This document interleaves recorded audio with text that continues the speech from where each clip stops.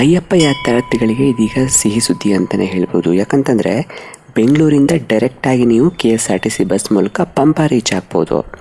ಹೌದು, ಈ ಶಬರಿಮಲೆ ಸೀಸನ್ನಲ್ಲಿ KSRTC ಅವರು ಬೆಂಗಳೂರು ಮತ್ತು ಮೈಸೂರಿಂದ ಡೈರೆಕ್ಟಾಗಿ ಪಂಪಾಗೆ KSRTC ಬಸ್ಸನ್ನು ಬಿಟ್ಟಿದ್ದಾರೆ. ಐರಾವತ ಬಸ್ ಅದು. ಇದು ನವೆಂಬರ್ 29, 2024 ಶುರುವಾಗುತ್ತೆ. ಪ್ರತಿದಿನ ಮಧ್ಯಾಹ್ನ 1:50ಕ್ಕೆ ಬೆಂಗಳೂರಿನ ಶಾಂತಿನಗರ ಬಸ್ ನಿಲ್ದಾಣದಿಂದ ಹೊರಟು ಮರುದಿನ ಬೆಳಿಗ್ಗೆ 6:45ಗೆ ನೀಲಕ್ಕಲ್ ತಲುಪುತ್ತೆ. ಅಂದರೆ ಅದು ಪಂಪದ ಹತ್ರ. ಅದೇ ನೀಲಕ್ಕಲ್ನಿಂದ ಸಂಜೆ 6 ಗಂಟೆಗೆ ಹೊರಡುವ ಬಸ್ ಮರುದಿನ ಬೆಳಿಗ್ಗೆ 10 ಗಂಟೆಗೆ ಬೆಂಗಳೂರು ರೀಚ್ ಆಗುತ್ತೆ. ಇದು ವಯಾ ಮೈಸೂರು ಹೋಗುತ್ತೆ. ಮೈಸೂರಿನಲ್ಲೂ ಕೂಡ ಪಿಕಪ್ ಡ್ರಾಪ್ ಇದೆ.